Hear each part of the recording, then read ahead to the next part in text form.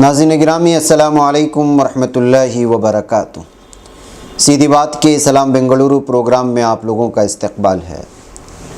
नाज़रीन गिरामी, जेडीएस कांग्रेस ये दोनों जो है दावा करते हैं सेकुलरिज़म होने का, और बाज़ दफ़ा ये देखा जाता है दोनों पर इल्ज़ाम लगते हैं कि ये सेकुलर के आड़ में जो है सेकुलरिज़म का मजाक उड़ाते हैं। बाज़ फ़ैसले ऐसे आते हैं। इस सिलसिले में जानकारी हासिल करने के लिए और भी मुख्तलिफ़ उन्वानात पर और मौज़ूआत पर गुफ्तगू करने के लिए जेडीएस के एक लीडर से हमारी टीम ने और मुख्तलिफ़ नामानिगारों ने मुलाकात की, जिसमें जनाब मोहम्मद ज़फ़रुल्लाह ख़ान साहब हैं। उन्होंने खुल कर के जवाब दिए हैं जब भी उनसे चुभने वाले सवालात किए गए हैं, चाहे किसान आंदोलन के सिलसिले में हो या फिर जो है कुमारस्वामी जो इस वक्त उन पर लगने वाले इल्ज़ामात हों कि सेकुलरिज़म के नाम पर वो भी खेल खेल रहे हैं, तमाशा खड़ा कर रहे हैं, और भी बहुत सारी चीज़ें जो सियासत के एतबार से उठ कर के सामने आते हैं। ये चुभने वाले कुछ सवालात जनाब मोहम्मद ज़फ़रुल्लाह ख़ान साहब से जब की तो देखिए कि उन्होंने किस तरह से जवाब दिया है। आप इसको देखें, सुने। मुझे इजाज़त है। 14,000 करोड़ चंदा ऑलरेडी मंदिर की तामीर के लिए जमा किया गया है, जबकि बजट उसका 11,000 करोड़ है। तो जहाँ तक मैं समझ रहा हूँ तो और चंदा इकट्ठा करने की तो किसी को ज़रूरत नहीं है।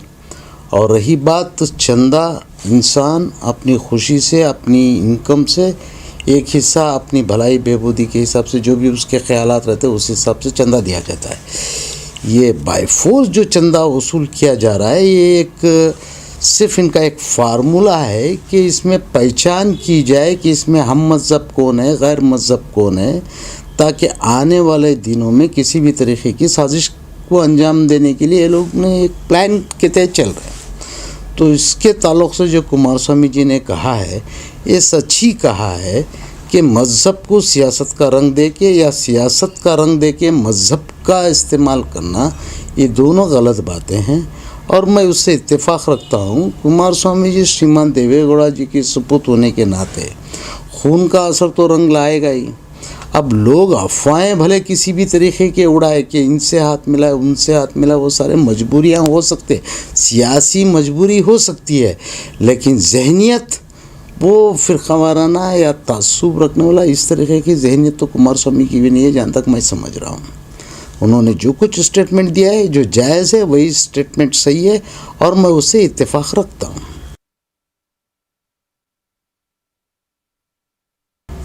मैं पूछना चाहता हूँ, चलो मैं जनता दल में हूँ, जनता दल सेकुलर में हूँ, हमारे कैंडिडेट्स, हमारे एमएलएस हैं कितने तादाद में, जिसका प्याला सारी कौम मुसलमानों ने पी गई है कि कांग्रेस सेकुलर है, उनका रोल क्या था, ये मेरा सवाल है।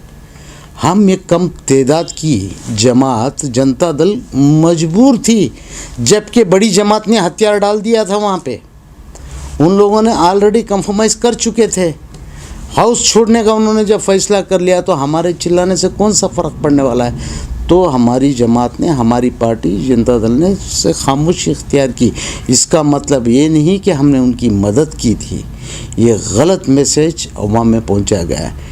ये सवाल क्यों नहीं करते कि जब कुमारस्वामी ये राम मंदिर के चंदे के ख़िलाफ़ आवाज़ उठा रहे, वो नज़र नहीं आ रहा आपको। आप सिर्फ वो एक इशू पे, अब श्रीमान देवेगौड़ा जी 4 पेज का लेटर ऑलरेडी मेरे सामने लिख चुके थे, बल्कि और वो लेटर बाकी है। इंशाअल्लाह हम लोग इसके लिए हमारी पार्टी की तरफ से श्रीमान देवेगौड़ा जी सुप्रीम कोर्ट तक जाएंगे। उनका ये कहना है कि खाने पे पाबंदी लगाने का किसी भी हुकूमत को ये हक़ नहीं बनता है। उन्होंने क्लियरली डिक्लेयर किए, और आने वाले दिनों में आप लोग ज़रूर गौर फरमाएंगे कि बोले हाँ, इसके लिए किसी ने आवाज़ उठाई तो वो जनता दल ने आवाज़ उठाई थी। ये आप लोगों के आगे सब कुछ निकल आएगा। वक्त का इंतज़ार करें, पता चल जाएगा कि किसने साथ दिया था और किसने मुखालिफत की थी। ये आप लोगों को मैसेज मिलेगा इंशाअल्लाह। फिर दोबारा आके मेरे से में इंटरव्यू लें। एचडी देवेगौड़ा साहब, इस कानून के ख़िलाफ़, गौकुशी पर पाबंदी के कानून के ख़िलाफ़ सुप्रीम कोर्ट जाएंगे, क्या तैयारी हो रही है आपकी पार्टी की? 100% तैयारी हो रही है। ऑलरेडी 4 पेजेस मैंने देखा, लेकिन मैं पढ़ नहीं पाया। लेकिन उसकी पूरी तरीके से श्रीमान देवेगौड़ा जी तैयारी कर रहे हैं कि बोले ये हो नहीं सकता इस मुल्क में किसी के खाने कोई भी चीज़ पे खाने पे पाबंदी ला नहीं सकते, और मैं इस कानून के ख़िलाफ़ हूँ। ये उनका सिर्फ 3 दिन पहले की बात है, जब मेरी उनकी मुलाकात हुई तो 1 घंटा उसके ऊपर डिस्कशन किया गया, और इस फैसले पे, इस नतीजे पे हम लोग पहुँचे हैं कि बोले हम इसकी खिलाफ वर्जी पूरी तरह से करेंगे, सुप्रीम कोर्ट तक भी जाएंगे इंशाल्लाह। ये आने वाला वक्त आप लोगों को बताएगा। एक मुल्क का एक बहुत बड़ा घोटाला वक्फ का स्कैम करार दिया जा रहा है, तो इन हालात में कैसे देख रहे हैं आप? देखिए जनाब, रिपोर्ट भी मंजर आम पर आई है। सुनिए, किसी बेवकूफ़ के हाथ में रंग का प्याला है, अब वो हमारे दुश्मनों के हाथों में दे के वो रंग हम पे उछाल के हमको खूनी साबित करना चाहते। दुख इस बात का है कि ये लाल रंग का प्याला हमारे अपने वालों के हाथ में। मुझे बताओ, वक्फ बोर्ड के बारे में आपका फ्यूचर विज़न क्या है? मेरे आने वाले नस्लों के लिए मुस्तकबिल में प्लान क्या है? वो रखो, मैं उससे इत्तेफाक रखता हूँ। बैठेंगे उस पर हम लोग एक नज़र डालेंगे, हमारे आने वाली नस्लों का मुस्तकबिल बनाने की कोशिश करेंगे। वक्फ बोर्ड को सेफ़ एंड सिक्योर करने की एक प्लान है, तो प्रोजेक्ट सामने प्रेजेंटेशन तो रखो आप लोग। पुराने गड़े मुर्दे उखाड़ने जो चले हो, क्या मैं अजीज़ सेठ साहब, इंडसगिरी साहब, मिराजुद्दीन पटेल साहब, जाफ़र शरीफ साहब, फलाने साहब, अफलातुन खान साहब, इनसे पूछने के लिए ऊपर जाएगा कौन? अच्छा, कंफर्म करके अब करेगा क्या, मुझे बताओ। मैं ये पूछने को जाऊं कि आदम की जो नस्ल थे, आदम के बच्चे थे, हाबिल और काबिल, उसमें से किसने किसका खून किया और किस वजह से खून किया, वो जानकारी हासिल करके आज मैं क्या करूँगा? आने वाली नस्लों के लिए मैं क्या कर सकता हूँ? मेरे पास उम्र कितनी बची है, वक्त कितना बचा है? जो मैं अपना वक्त ज़ाया कर रहा हूँ, तो आने वाले नस्लों के लिए कुछ प्लान, कुछ मंसूबा, कुछ तैयार करो, ले आओ, कौम की खिदमत करो, एक प्लेटफॉर्म पे सबको बुलाओ, बैठाओ, बताओ कि जो पिछले गलतियाँ हो गए वो जवाब वो अल्लाह ताला को देंगे। आगे हम लोग गलतियाँ ना करें तो हम लोग कौम की रहनुमाई कैसा करें? ये होती है भाई कौम की खिदमत। किसी पे तहमत लगा के अपने तहमत थोड़ी कम हो जाएंगे, किसी और पे उंगली उठाने से क्या मैं नेक हो जाऊंगा? नहीं, ये गलतफहमी का शिकार ना हो। कल सुबह अगर रूह कब्ज़ हो गई तो ना तुम्हारे हाथ में कुछ है ना हमारे हाथ में कुछ है। क्यों कौम को बदनाम कर रहे हो? पूरे जनता दल, कांग्रेस, बीजेपी सब मिला लो, कितने लीडर हैं? 17-18 लीडर।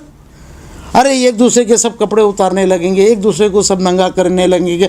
हम लोग हमारी कौम के लीडरों को देखो, गैर कौम से सीखो कि वो लोग उनकी मूर्तियां बनाते, उनकी पूजा करते, उनकी इबादतें करते, और हम हमारे मरहूमों को बेइज्जत करेंगे, बदनाम करेंगे, जलील करेंगे।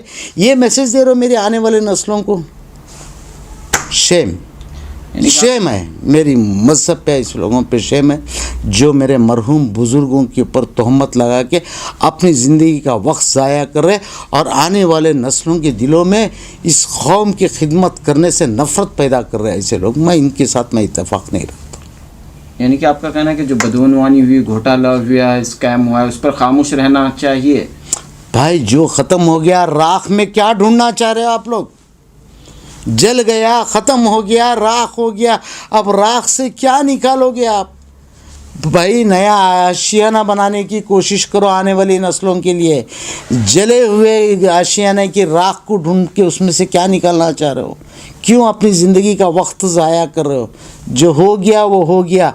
तो क्या आप ये साबित करना चाह रहे हो जिन्होंने वक्फ किया था उन्होंने बेवकूफ़ी की थी? ये साबित करना चाह रहे हो आप? ये सारी चीज़ों की खोज करके ये सब जो आप खोज में निकले हो, यहाँ आप 2 आदमी को बुरा बना रहे हो। एक जिसने वक्फ किया उसको बेवकूफ़ों में गिना रहे हो, और दूसरा जिसने भी कुछ गलत सलूक किया होएगा, मैं मानता हूँ किया होएगा, वो उस दौर का उस वक्त के डिसीजन में ना मैं था ना आप थे। भाई एक मन बिरयानी पकाने वाला 3 टाइम क्या नहीं चाकेगा? वो 3 टाइम चाका था, वो तुमको नज़र आ रहा है। उसने 1 मन बिरयानी कौम के लिए पकाई थी, वो किसी ने सोचा नहीं होगा। तुमको वो चाकने वाली बात तो नज़र आई होगी, लेकिन 1 मन की बिरयानी नहीं नज़र आई थी। उन्होंने किस हालातों में डिसीजन लिया होगा, क्या सही किया होगा, क्या गलत किया होगा, अल्लाह बेहतर जानते हैं और वो लोग जानते हैं। मरहुमों पे इल्ज़ाम दे के क्या साबित क्या करोगे, हासिल क्या करोगे सिवाय मेरी कौम के बुज़ुर्गों को रुसवा करने के। तो मेरी राय में पिछला भूलो, अगला आने वाले 100 साल का मास्टर प्लान बनाओ कि ये वक्फ बोर्ड को सिक्योर कैसा किया जाए, इसमें नया कानून क्या लाया जाए, कैसे इसकी हिफाजत की जाए, आने वाली नस्लों इसका मिसयूज़ ना करे, उसको इस इदारे को कैसा प्रोटेक्ट किया जाए, ये प्लान बनाए और ये प्रोजेक्ट सामने लेके आए। इस बात को मैं अक्लमंदी बोलूँगा, वरना मेरे पास इतना वक्त नहीं है कि मैं फजूल के कामों में, किसी की गीबत में, किसी के हसद में, किसी की बुराई करने में या मेरी अपनी वाहवाही करवाने के लिए मैं अपना वक्त ज़ाया करूँ। I am Zafrullah Khan.